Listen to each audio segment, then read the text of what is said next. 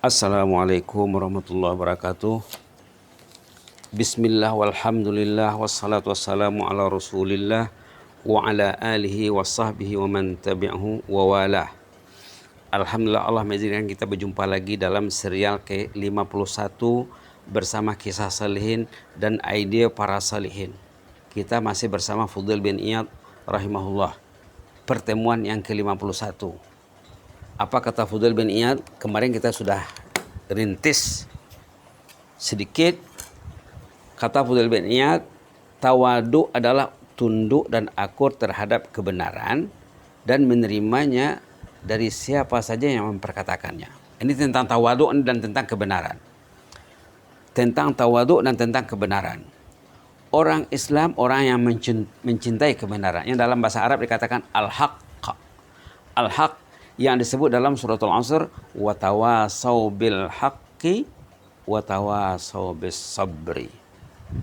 Orang yang sifatnya tawadhu katanya merendah diri secara positif, orangnya akan akur terhadap kebenaran dan akan menerima kebenaran dari siapa yang memperkatakannya. Sebut dalam hadis, man tawadha'a lillah rafa'ahullah. Siapa yang bersifat tawadhu mencari ridha Allah, Allah akan angkat dia. Wa man takabbara wadha'ahullah. Siapa yang takbur, Allah akan jatuhkan dia. Subhanallah. Berapa banyak pemimpin dunia ya, kita baca sejarah pemimpin dunia yang angkuh. Sayangnya kadang-kadang ada yang pemimpin umat Islam sendiri ya, yang angkuh, yang menindas rakyatnya, yang menindas umat Islam, akhirnya hancur. Kenapa? Karena mereka angkuh. Yang dikatakan dalam Quran al-mustakbirin, golongan-golongannya angkuh dalam Quran. Sepatutnya orang itu tawadhu. Sepatutnya pemimpin dekat dengan ulama, ulama dekat dengan pemimpin. Pemimpin mendengar cakap ulama sepatutnya. Ulama jangan dijauhi. Ulama itu kekasih Allah. Ada dalam hadis sahih katanya, man adzali waliyan faqad adzantuhu bil harb. Siapa yang memusuhi seorang waliullah, orang alim, orang saleh, orang yang mengamalkan ilmunya, berarti dia siap untuk berperang dengan Allah. Subhanallah. Lihatlah ya, dalam sejarah umat manusia, tokoh-tokoh yang angkuh, yang paling angkuh siapa? Dalam sejarah umat manusia yang paling angkuh adalah Fir'aun. Tengok akhirnya macam mana. Tengok cerita Fir'aun dalam surah An-Nazi'an. Apa kata Fir'aun? Ana rabbukumul a'la. Sayalah Rabb kamu yang maha agung, maha tinggi. Subhanallah. Subhanallah. Dia mendabik dadanya. Dia mendabik dada mengatakan, ana rabbukumul a'la, ayat 24 halaman 584. Ana rabbukumul a'la. Sayalah Rabb kamu yang maha agung, yang maha tinggi. Itu Fir'aun. Akhirnya apa? Tahulah ceritanya ya. Kita semua tahu ceritanya. Yang dia tenggelam di Laut Merah. Senang saja bagi Allah ya. Dia memusuhi Nabiullah Musa alaihissalam, memeranginya, mengejarnya sampai ke tepi laut. Dah sampai ke tepi laut, Nabi Musa dah macam terperangkap ya di depannya laut. Kemudian di belakangnya Fir'aun. Lalu pengikutnya kelang kabut. Ada dalam halaman 370 ayat 61, 62, 63 surah Asy-Syu'ara. Apa katanya di sini? A'udzubillahi minasyaitonirrajim. Falamma tara al-jam'ani qala ashabu Musa inna lamudrakun. Qala kalla inna ma'iya rabbi sayahdin. فأوحينا إلى موسى أن اضرب بعصاك البحر فانفلق فكان كل فرق كالطود العظيم وأزلفنا ثم الآخرين وأنجينا موسى ومن معه أجمعين ثم أغرقنا الآخرين. Ketika Fir'aun mengejar Nabi Musa dengan pengikutnya, di depannya laut, di belakangnya musuh. Pengikut Nabi Musa mengatakan, Inna la mudrakun, kita sudah terkepung ini, depan kita laut, ini musuh sudah dekat. Apa kata Nabi Musa? Kalla, tidak mungkin, dia tidak akan dapat membunuh kita, dia tidak akan menyakiti kita. Inna ma'i rabbi sayahdin, bersamaku ada Allah, Rabb, Allah akan mengasih idea sekejap lagi.